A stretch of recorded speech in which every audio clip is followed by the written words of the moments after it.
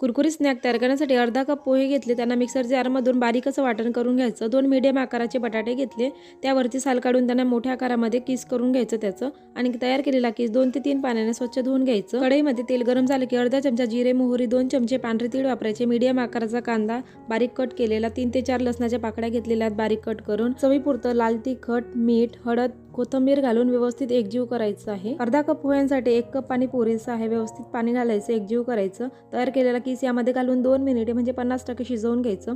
आता यामध्ये पोह्यांचं पावडर टाकायचं। 2 चमचे बाइंडिंगसाठी बेसन वापरलेलं आहे। व्यवस्थित एकजीव करायचं। कढई सोडेपर्यंत व्यवस्थित एकजीव करत राहायचं। कढई सोडायला लागले की ताटाला तूप लावून घ्यायचं, व्यवस्थित पसरवून घ्यायचं। आवश्यक त्या आकारामध्ये कट करायच्या वड्या तयार आहेत। आता आपण या गरमागरम तेलामध्ये तळून घ्यायचे आहेत। खूप छान कुरकुरीत होईपर्यंत दोन्ही साईडनी फ्राय करून घ्यायच्या। संपूर्ण रेसिपी खाली दिलेली आहे, तुम्ही नक्की चेक करा। व्हिडिओ आवडला असेल तर लाईक, शेअर, सबस्क्राईब। थँक्यू।